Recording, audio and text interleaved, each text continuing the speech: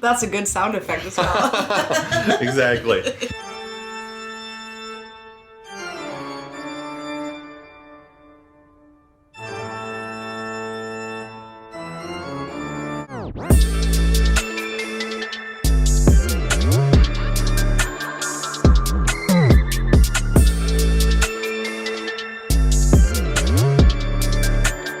Hello everyone, and welcome to a new episode of the College Experience. Today's episode does not only host a brilliant student with a loud voice for change, but she also fits some tropical mentality into her job as an international coordinator at Södertörn University. Hello Felicia. Hi, Nour. How are you doing? I'm good. Monday, but it's a good start. Yeah? Good start of the week. Yeah. I would like to start with the first question. Can you start by describing your college experience in Sweden? You know, you're having a Bachelor of Political Science at Dalarnas, Masters of Law at Omeo, and finally you're working at Södertörn University. So damn, if there is a mascot for the Swedish university, that would be you. Yeah, kind of. It's also that I don't think I'm the typical student in a way. I didn't really have the campus experience because I did my bachelor at Dalarna in political science online, as I did with my master's. So actually I put on my own bachelor's degree. So it was just, I started out at actually Södertörn. You didn't mention that. So I started out at Södertörn University with that I had no idea about. No, you see, surprises. It's good with surprises. I started out at Södertörn University with media and communication. So I did 2 semesters there, and it was good. I actually liked it. But then I've always been more interested in politics and so on. So I moved on to political science. So I put on my own degree in political science. And so I graduated from Dalarna University in 2015. And then in between then I took some random courses before I realized that I wanted to do a master's. And then I found this master's at Umeå University. Yeah. And master's in law. So, okay. Yeah. So I graduated. And you haven't done anything back in Spain? No, actually I did internships in the Spanish university, but I actually never been to, as a student, never gone to a Spanish university. If we sum it up in a nutshell, would you say that your different type of experiences have crystallized the Felicia that's in front of me right now? Yeah. Yes, I think so. And it's also I think that my way of putting together my own degree has actually, in a way, led me to where I am today. I did an internship at the international office in Seville, at the University of Seville. And that's a little bit how I started out realizing in a way that I was really internationalization was something that I was interested in. And I think that that's how I, in a way, ended up at Södertörn University working as an international coordinator. Amazing. Yeah, okay. Well, it's good. It's good journey. Actually, it's amazing journey. This is the type of journey that there's no time to feel bored. No. I was never bored. And I also, in a way, think that studying an entire program, well, I did it on the master's. Then there was an entire program from the start to the beginning. But my bachelor's and the courses and the internship, I think that during that time, I just wanted to a little bit go with the flow. I was living in Spain. I was living in Seville during that time. I, in a way, had the Erasmus experience without being an actual Erasmus student, which was kind of, interesting. But it was also fun, and I had the liberty of deciding what courses I wanted to take next and so on. So yeah, well, I don't think it's for everyone, but for me it was the perfect choice, and it's. Why isn't it for everyone? Is it a bit if you're not comfortable, if self-secured, you would feel... No, I don't think it's about being secure or not. I think that you have to be kind of relaxed of maybe not knowing what you're going to do the next semester in a way. Obviously I did the major courses and I had those planned out in a way. But it's not like when you study a program, because you don't apply for, it's just, you go with the flow a little bit more then. Yeah. So I think that at an early age, sometimes I think that many people can feel it's a little bit, not insecure, but that it's just easier to have a program and to know that, okay, next year I'm going to finish and that's it. And I didn't have that. But during that time, it was perfect for me. So comfort zone isn't for you? No, not really. I like being a little bit on the edges, I like living on the edge. I know. The hit of dopamine. Yeah. Yeah. How about your social experience? How would you describe the community atmosphere, if we say?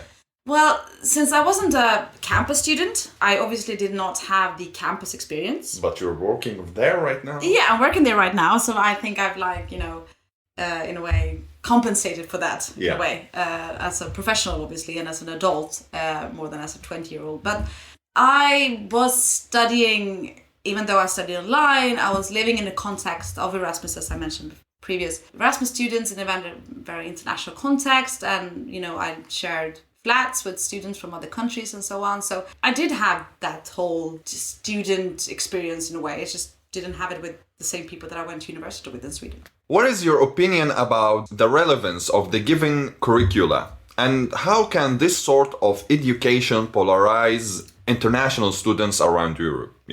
The given curricula, if we said at Södertörn or at Stockholm University. Tricky question. The thing is that from a Swedish perspective, we actually are sometimes struggling with finding students or students wanting to go abroad.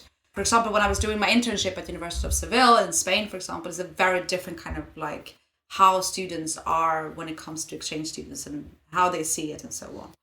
And even though that I, in a way, think that for some Swedish students it would be easier because of the economic help you can gain as a Swedish student with study loan and so on, together with, the scholarships as well. It's just not a very typical way for Swedish students to go abroad. Not everyone does it. And even though I think it's the best experience and one of the greatest experiences you can have is to go abroad for a semester to study. Something back in my pink vision of me seeing myself training at BBC, in Britain and then I got hit and then I fixed something else for the placement. The thing is that I also think that there's a difference between exchange studies and something to put on your CV as something that you want to advance in your career. But me working as international coordinator today, I just want them to know that this is an opportunity for you guys as well to go abroad and have a great time. It's a marvelous experience. It's an opportunity to go abroad and to go to a different country and to study. But obviously, I'm not going to sit here and say you're just going to party. But the party part is also important because it's also a part of experience a different culture and meeting new people. And there's an actual concept that's called Erasmus babies. My sister's boyfriend, they are a couple of Erasmus. And I have a lot of friends and examples of people meeting through the Erasmus program because, you go abroad and you meet people. None of them maybe went abroad to, because they wanted to get great grades or something. It was just a fun experience that led to something. And then maybe you can go again when you're masters and so on, when you're more focused. But as a bachelor student, I think it's a great opportunity to grow and to gain the experience and also to just have a great time. Yeah, you need that process in your life to change from this self-engaged person to little beastie. I think it's important not to forget to have fun. Exactly. Education is hard and it's 40 hours a week. Rigid. And it's exams and it's and it's a lot of hard work. It's a job basically. But having the experience to go abroad and having the opportunity to go abroad and the experience that gives you, it's also an opportunity to just enjoy the fun part of it. And obviously as a representative of international office and the university, obviously I can't stand there and say to them, an animal party. Yeah, no, but I also really want them to encourage them to obviously focus on your studies, but also please don't forget to go and have a great time. Yes, exactly. But in your opinion, does the educational, let's say, perspective given here in Sweden, does it attract international students? I think so. I think that, for example, when it comes to Södertörn, I think that many students comes here also to Södertörn for the concept and the idea and that we have and what we represent. And I think it's sometimes very different perhaps and from the university that they have or where they go to back home, and it's maybe more traditional in a way. And I think it's the same way that it's an opportunity for Swedish students that when they go abroad, it's it goes both ways, I think. So yeah. Okay. What are some of the common problems experienced by you during study, and how approachable are the staff, faculty, or administration? I think I never actually had any bad experience when I studied, neither on my bachelor or my master thesis. So I don't know. I can't actually talk about any bad experience, but I know that it's sometimes hard. I think it's hard to sometimes understand the system, perhaps, especially in the first years of your years at university. And I think that maybe they come from gymnasium and they are not maybe prepared because it's a new world.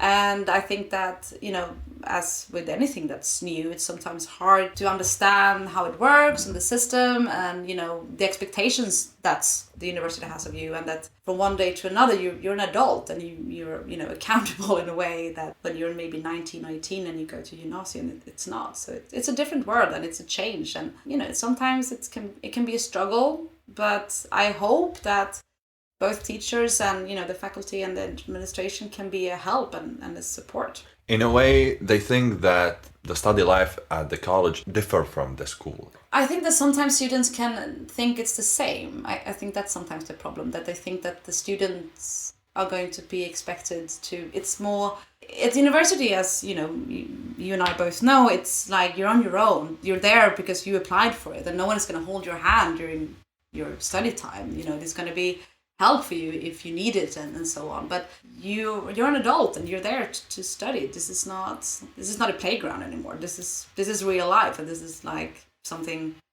that can be hard, but I think it's also important to ask for help, if you need it. And I think it's also important that staff and teachers and so on be aware of this, that it can be a struggle for many people as well, and that it's not something that's always comes naturally.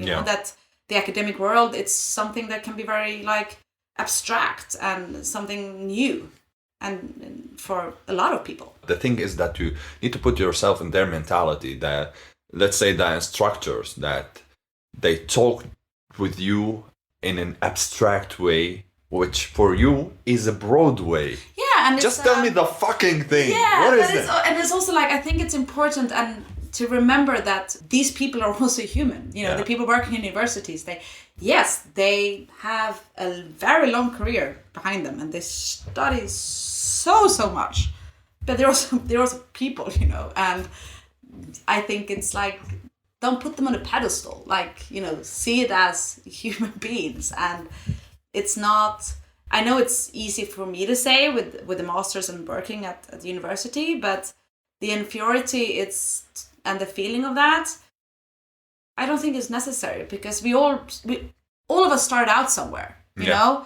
Even the professor who's, this person that you find sometimes a bit terrifying because he knows so much or she knows so much, she and he started out somewhere as well. We were all first year students. So, and I think it's important to remember that. He or she also cursed their lecturers as you did. And they didn't read, they went to a seminar. They cut corners. They went to a seminar and they haven't really read, and so we all started out somewhere. Exactly, went with hangover. Yes, hangover or definitely hangovers. Yes, actually that was an ambush question, because my following question is: have you noticed a shift in your perception of how universities operate since starting work at Södertörn?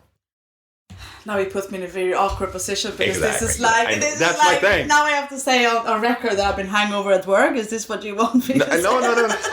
No, actually what I meant is, did you have a shift in your vision, in your conception about how university functions, since right now you are yourself a worker at university, since there is that perspective of the student that this lecturer is an asshole, he totally didn't give me what I deserve.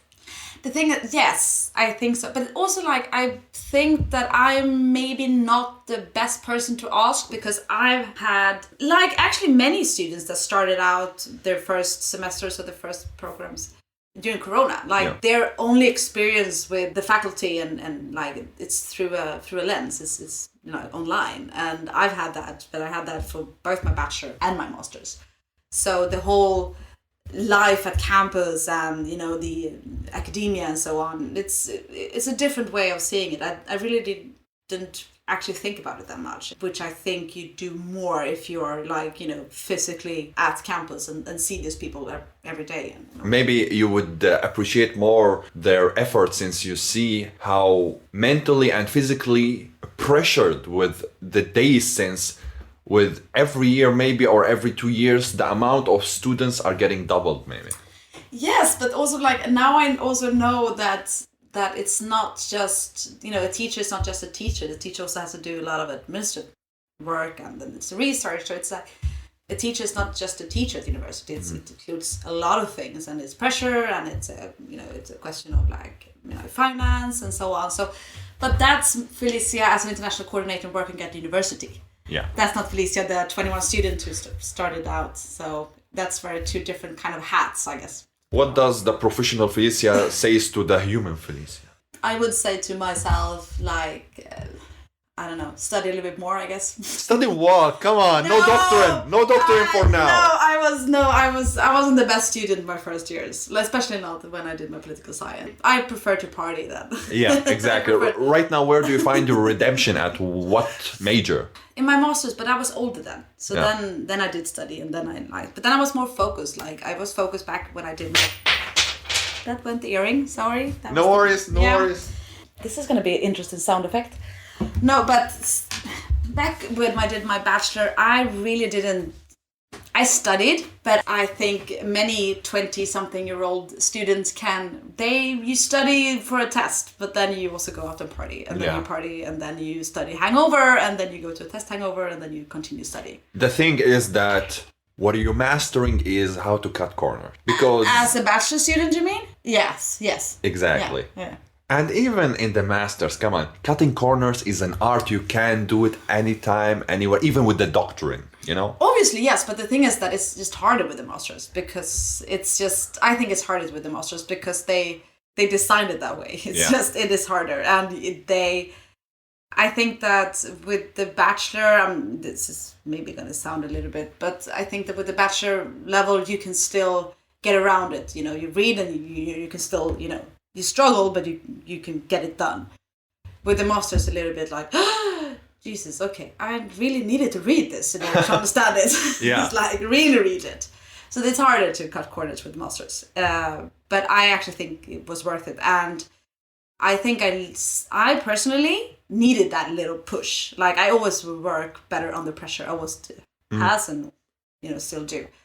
So for me, it was a good thing to start my master's. I enjoyed it. It was hard, and I noticed that it was a step up, and that it became much more difficult from one day to another. But I really enjoyed it. It was fun. Struggle, yes, obviously it was hard, but yeah, it was fun. Yeah, and how did you feel when you finished it? Did you feel the void? My tutor actually said to me on one of our first sessions, and he said to me, just so you know, you're going to experience something that's going to be close to the bipolar. Yeah. And 6 months later, yeah, I agree with him. It was up and down and up and down and up and down. And pushing that send button, one of the best feelings I've ever had. What would you change in the dynamics of teaching at Södertörn or in the dynamics of administration, since you are... I can't speak for the teaching because that's not my... Exactly, so we remove that. I can speak about the administration. I don't know. In order to attract international students. Oh, you mean like that? Ooh, this is an entire podcast just to speak about that. No, but... we discuss this kind of frequently and how to be more open and to be more easier for international students to, when they come to Södertörn, for example, to understand our system and so on. But I don't know. I don't think there's one answer to that question. I think it's an entire PowerPoint. Yeah. It's like, for example, when I interviewed Genius, he told me that there are a couple of routine stuff, bureaucracy that hindering him from doing his job properly or even like expand with his job. GDPR and all that, they are somehow slowing the process. Yes, obviously, yes. Those are obviously, for maybe not the right reason, not the things that pops up in my mind. I sometimes think that I would like to have more time, that being an administrative staff means that I have to do a lot of administrative tasks that takes up time, and it's natural, it's my job, but where I would like to work more with marketing and be more visible and so on. But that's like it's a full-time job. Because of that, the rest of the administrative tasks takes up so much of your time, even though we all know that, okay, this is my job, this is why I get paid every month.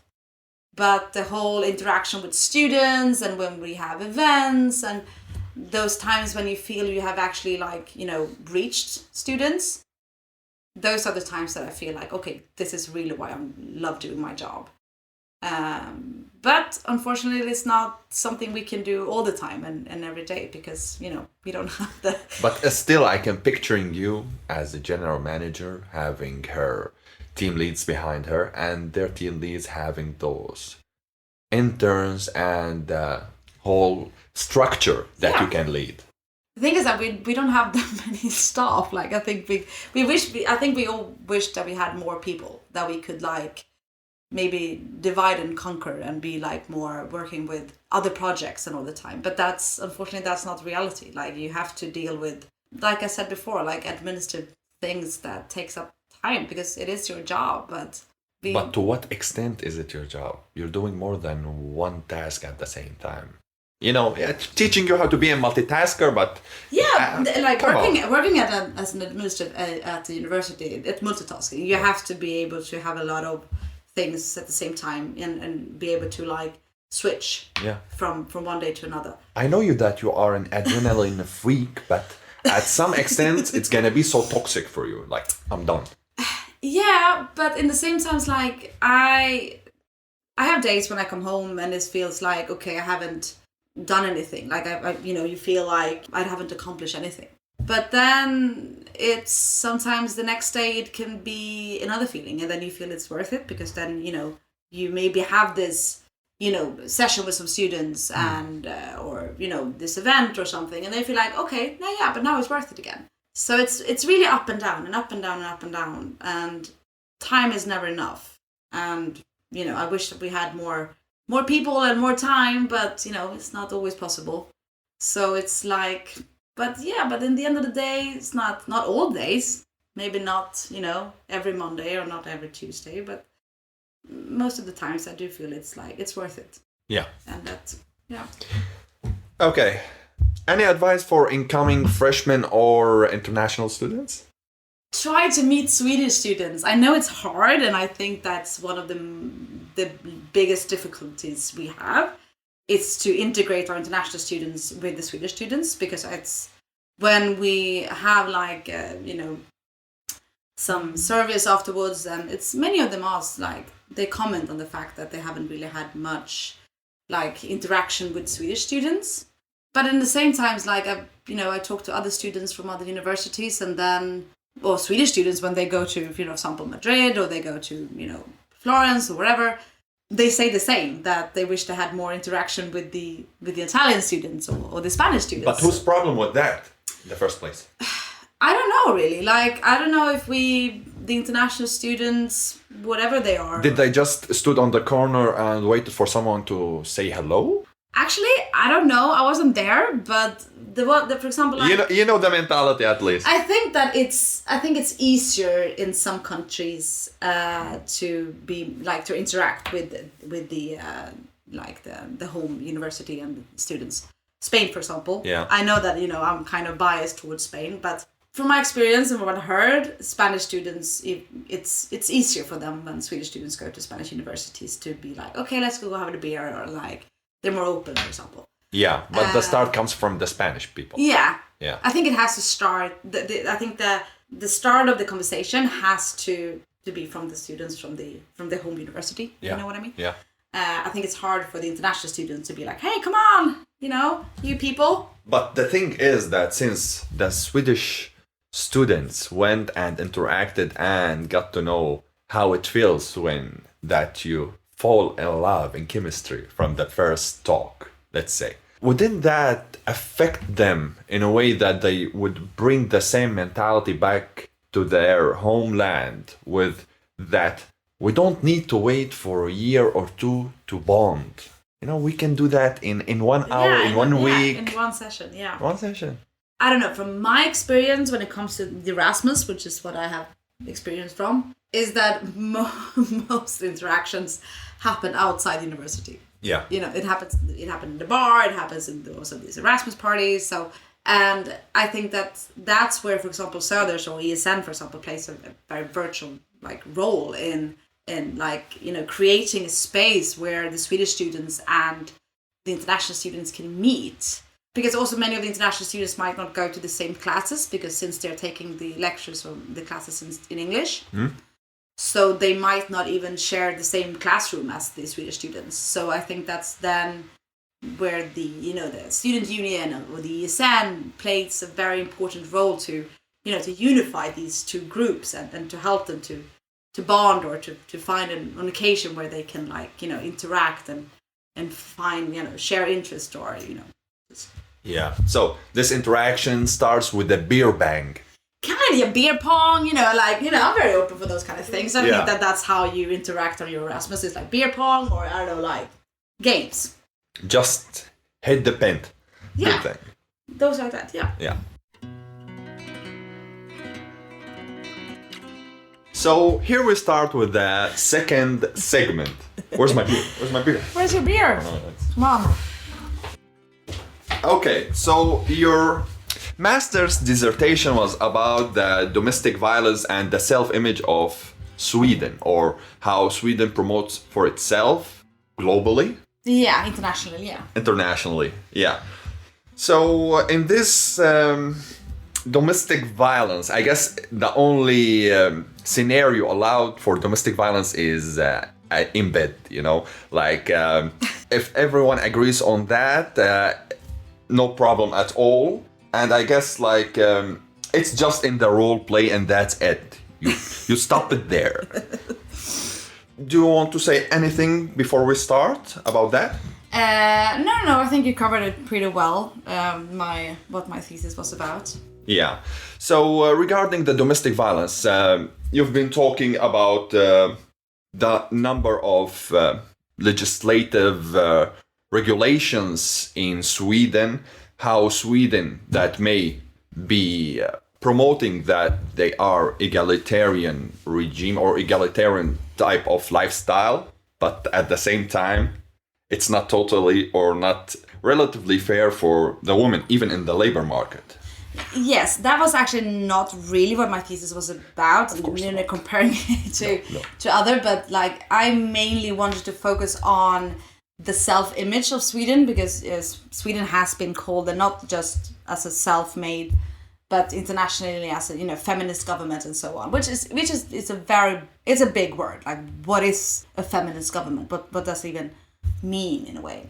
And I wanted to look at the legislation and the role and the relationship of the Swedish legislation and how's that connected and how that can be seen through the self-image of Sweden as a feminist government and as a country that has defined itself as being an equal, it's one of the most equal countries in the world. And yes, from some aspect it's true, but I don't think it's just in my thesis I argue that that's not just how it is. It's not right. It's not correct. You even pointed out to the thing that, look, if you Google domestic violence Sweden, you didn't find a really good result about what's going on. Yeah. And this is because this is something when, for example, legislation meets politics, and politicians has an idea of,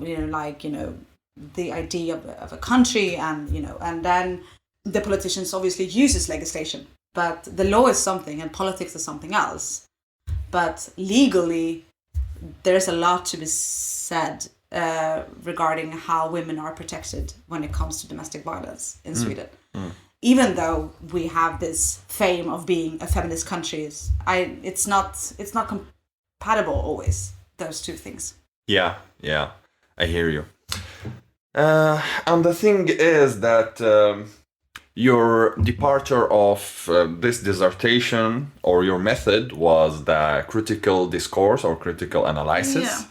So you've been observing and trying to analyze how regulations function and how they changed over the time. Yes, because I used something that's called a Socio-Legal approach, which is like, it's not, you use this an approach which is that you look at the legal aspect, but from a social context. So like, you know, how society is brought up and you know, the context and the construction of society and how the legal or how the law fits into that.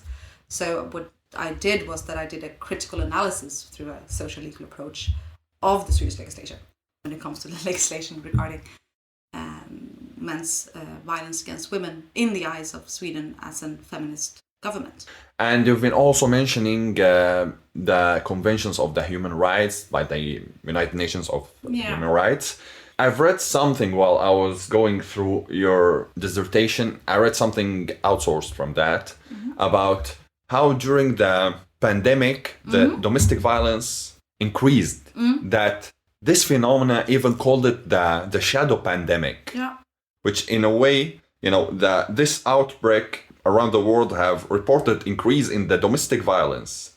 This all started as with two people stuck into the same room, seeing each other minute per minute and trying to steam out, and this turned to be violence eventually. Do you think that domestic violence got increased because of anything happening here in Sweden is affecting the Swedish people, just like any other else people in the world? The problem with domestic violence is, and legally as well, is that something that happens in a household, which, you know, historically has meant that it hasn't been treated as a crime, because it's like whatever happens in your household, it's between two people.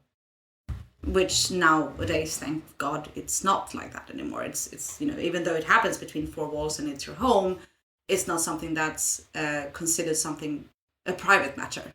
It is a matter of, you know, it's a crime that's been committed, and it's an abuse, and it's someone that's been a victim of a crime in this case. But when a person, I guess, experience something external as well, it can, I guess, increase the tension and in an already perhaps violent home, which increases the violence, I guess. I don't know. It's a difficult topic, but I haven't recently worked with this because as I told you before, I worked with this in 2018 and 2019. But it would be interesting to do the thesis that I did in the perspective of, for example, nowadays and the corona and how that's affected, and, you know, look at the statistics, for example, when it comes to domestic violence and how society has dealt with it in a way, legally, but also politically, obviously. Yes, politically. Yeah, politically. Yeah, mainly politically.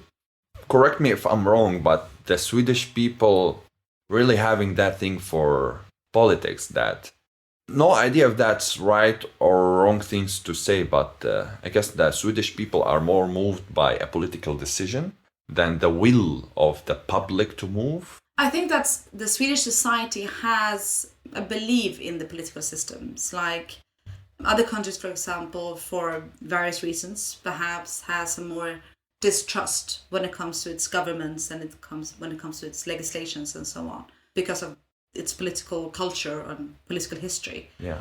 But I do believe that Sweden has a very, you know, we trust in our systems and we trust in our politicians, and therefore we trust in its legislation. And I think that we sometimes perhaps get blinded in a way, and we focus on what it says in the law and not maybe what's not said in a law. You know, a law is actually just a piece of paper in the end of the day.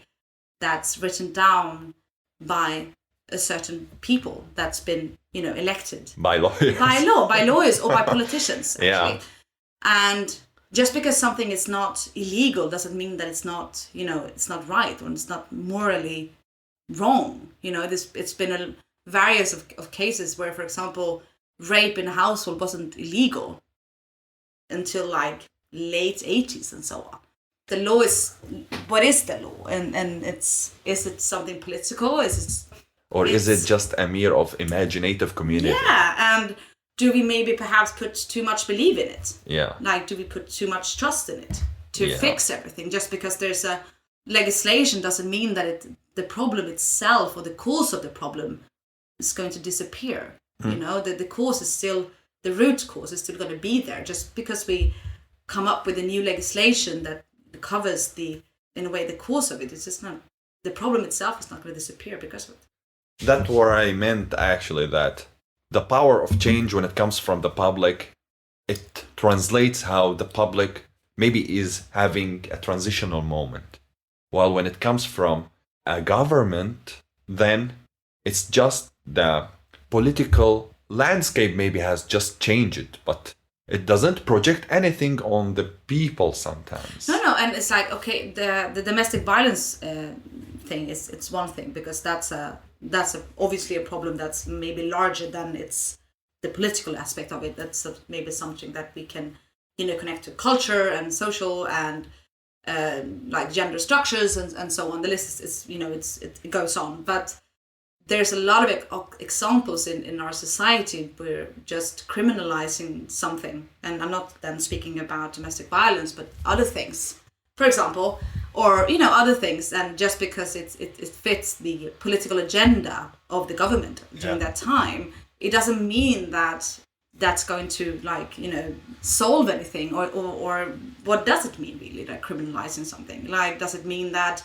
we now are going to have a different culture opinion about it? Or does it just mean that according to the politicians and to the legislation, we're not longer allowed to do something? So, but then obviously I'm talking about milder things. You're just being protected. Not domestic violence, because that is... No, just the thing is that you are just being moving from criminalized to decriminalized, protected by the law. Yes, and actually... It's like Hogwarts. Yeah, yes, but... What I'm trying to say is that just by criminalizing something, by using the law, it's not necessarily helping. And I think that if the problem lies deeper, which, for example, with domestic violence, it's something that it does, because the legislation for domestic violence has changed all over Europe or all over the world, but there's still women dying every day from, domestic violence. So obviously the legislation itself hasn't helped, because the problem is deeper than that. Yeah. And that's a little bit what I wanted to, I think, or tried to focus on in my master, because the problem itself, it's not the legislation, it's something deeper. And as long as Sweden has this self-ID politically of an already achieved feminist government, we're not going to get anywhere, because how can you fix something when you say it's already perfect?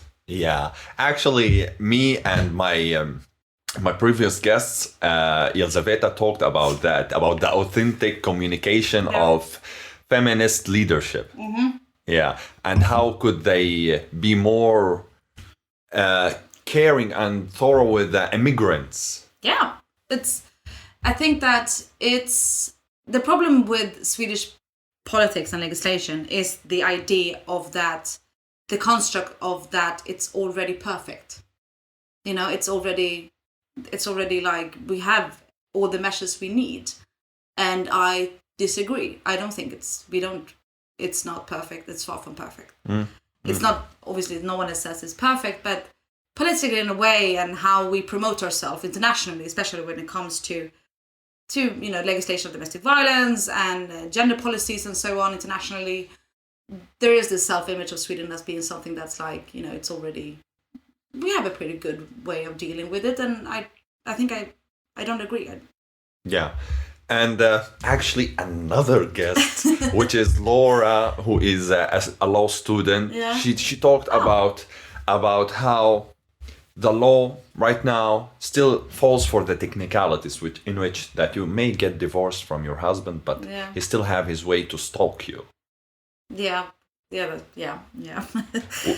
Which is something horrifying, actually. Especially when you have a good lawyer and your stalker. You mean that the lawyer is a stalker? Jeffrey Epstein caliber, you know? Yeah, but what do you mean? That the lawyer is a stalker? Or do you mean No, the husband, but he has a good lawyer to cover out his ass for. I mean like that. Well, you know, with money you can come a great ways, so yeah, I guess. But the things like with how to keep your husband away since you have a court law, things like that, those small things, why is it hard to be so clear that it would protect the ex-wife or protect anyone who got physically abused? Also because one of the problems is also, I can't really remember it if I'm talking about it in my master thesis, but it's something, for example, when it comes to physical abuse, it's something that you can bring it to court. Easy is maybe not the right word, but you can bring it to court.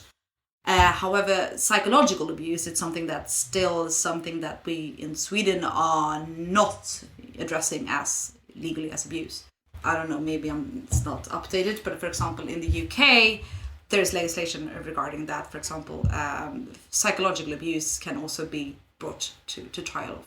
That's also something, for example, when it comes to Sweden, then as a self-image, as a feminist government, but then you can't charge someone, for example, an ex-husband in this case, as you said, for psychological abuse, then like, okay, but how feminist is that? You know, how is that really a feminist government then if you can't charge someone for psychological abuse? Because many abuses starts out as being a psychological abuse. Not all abuses goes or turns into physical violence. It's just psychological terror or nightmare for that person.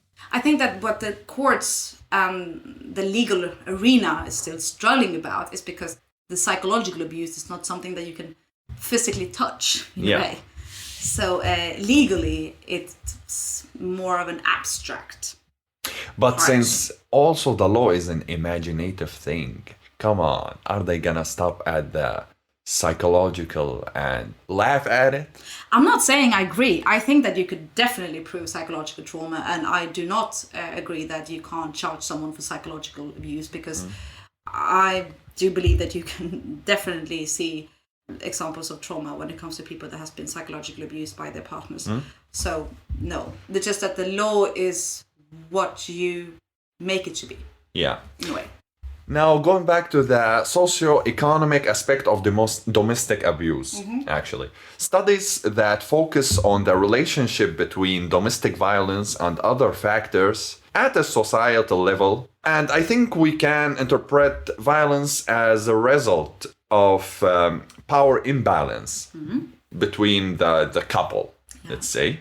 And actually, this perspective is associated with the explanation such as bargaining power and status, the status of that person. And by the status, I would love to talk about us Syrians. I'm not being stereotypical, I'm not generalizing, I'm just talking about specific or, let's say a slice of the cake. Yeah. So I guess I can, as I said, I can relate it to the situation of Syrian immigrants since I'm Syrian. Yeah. And I know how in despair the men that used to be the providers for their families, which gave them a grip over their whole family, they were the gods of the family, let's say. They just couldn't accept the fact that right now, me and my wife are on the same page, the same level. She's leveling up with me. Maybe she is the one who is providing for the family while me on the limp, sitting there, maybe with the kids, maybe washing dishes. Wow. And do you know how do they, let's say, channel all this despair into violence, physical violence, actually. Some of them, they even took it far from that and they just stabbed their wives, looking for honor crimes, blaming the wife that she is cheating with someone else. Yeah. This is the situation. This is incompatibility with the new place they lived in or they trying to settle in. the lack of knowledge with the regulations maybe of the country, and the lack of sense actually with the logic. There is no logic with that as the same thing. No. But at the same time, it's happening, and nobody is stopping them. Lots of, let's say, immigrant wives have reported their husbands, but it went in the slow process. This slow process led to some of them to get killed because of that. Yeah. Is there a question? No, it's a statement. It's a statement, and you want me to react to the statement? Yes. You want me to react to Do the that. statement? Can I react to the statement? Well, how can I react to this statement? Well, I don't know. Obviously, it's a problem for the Swedish society. It's something that the Swedish society it has to face and It's deal another with. burden. Well, yes, but obviously yes. But the thing is that you can't change someone in a way. Yes, you can. But how am I going to respond to this? Spit it out. Spit it out. Well, it's a little bit get in line, and this is not an accepted behavior. And I think that the problem is that these women are neglected by society, legally, socially, politically. The men, yes, they are the root cause. They have obviously problems, but I think that the problem in the Swedish society is that we neglect these women that are being abused and that fall in between chairs in a way. Yeah. Because I think that we have a way of seeing this, that we don't want to step on anyone's toes. Not we, but some people, a way of seeing it, that we should not insult someone's culture, as this would be a culture thing. And I think it's the biggest mistake ever to say that domestic violence is a culture thing, because that's literally saying that it's racial in a way. No, it's no, that you did something that's not socially, legally, politically, morally, ethically acceptable, and it should be treated as wise, disregarding what kind of culture you're from. Exactly. It's like, I don't think that you should or make any distinction what country you're from. But I do think it's important that, since maybe some of these women don't speak Swedish, they don't know where to reach out, or they feel like maybe if I report this, I'm going to be neglected or excluded from my community, and therefore they need more support, maybe than other women experience the same kind of abuse. So it's hard, but these kind of crimes are never easy, and putting as society would like to say, a culture component upon this, it makes it even more difficult. Yes. But not addressing it, that's not a way of dealing with it. We have to deal with it. And it's, for example, okay, yes, but what should we do? Leave these women to their fate just because we don't want to step on anyone's toes, because anyone can think that we are making a racial profile? No. We shouldn't make a racial profile, because it's nothing to do with culture. It's nothing to do with... If someone is getting killed, you need to stop standing at the political correctness and obviously, have it's some motion. Okay, yes, but if it's a country that defends these kind of crimes, that a man is, he can kill his woman if he feels like the right to do so, yes, but then condemn it. I don't think, why should you not condemn it? It's a horrible thing, and I think also we need to address it, call it by its name. Mm-hmm. I think that you should call it by its name and call it for what it is, but help the women, and not by not addressing it and not by calling it by its actual name. I think that we've marginalized these women more, and I think that they get even more excluded, and I think that they are going to experience even harder to find help or to seek help. These groups of women. So yeah, I don't know, it's speculations, I guess, but I don't know, what's someone doing when they feel excluded or something? I don't know. Probably something drastic, I guess. Do you think that periodical psychological assessments for couples would be helpful to avoid that?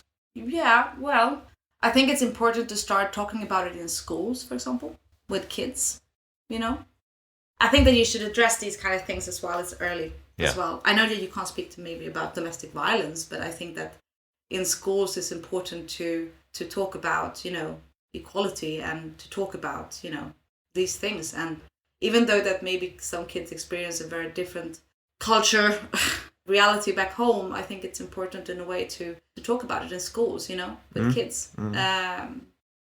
And to make them aware that if something do happens, Yeah. they can, Yeah. it's... You can even have it a slogan, like, when your daddy hurt your mother and you better call 112. Yeah, or like maybe, but unfortunately, like the resources for those kind of things are getting, cut out. But I think it's important to have like a community of people that maybe live in these areas where maybe this is more common than in others. And obviously domestic violence happens in every kind of social economic class. It's not something that just happens to poor people or just to rich people. It's something that's literally brought out through the entire society. But even though I think it's very important to address it in a way so that kids can feel that they have somewhere to go and to talk about it with, Yeah.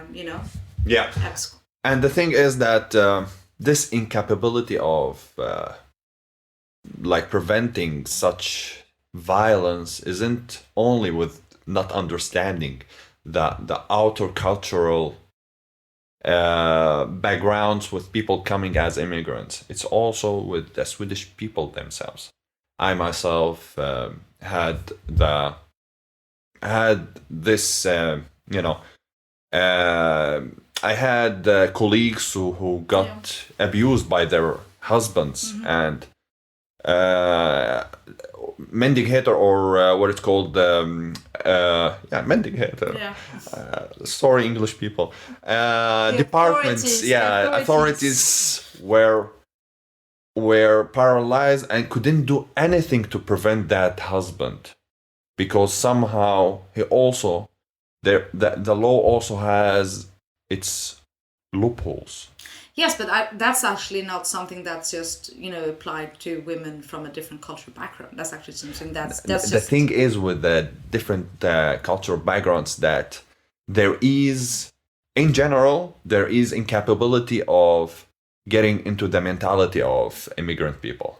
I think that this. I think that from the authorities' part of view, part of how they react to it is that I think that they sometimes are like racially obviously biased, and but that it's been dealt with in a way that they can deal with it on their own. Come on. Yeah, no, but like in a way I think that's because legally and I think that most domestic violence victims would argue that they aren't experiencing any help from the authorities. So what you just said, I think that that's something that can be applied for any domestic violence victim. Yeah. I don't think that this has nothing to do with culture.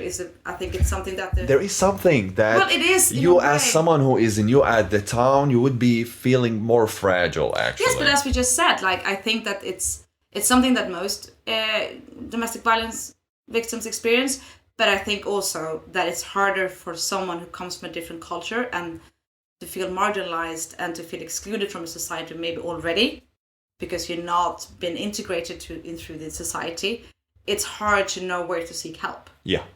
So yes, obviously the culture factor is, within this, and which makes it even harder for these women because it's a new country, it's a new system, it's something that they haven't been maybe, helped with. So yes, obviously they are more marginalized, and in a way it's more difficult for them to seek help. Mm-hmm. Okay. Did you come up with a subjective resolution when you finished this dissertation? No, I think that I could probably have continued for another 90 pages. Yeah, I know that. No, I think that my result or analytic part finished in a way that are we as great as we think we are, and I think my answer was no. Okay, so any final word?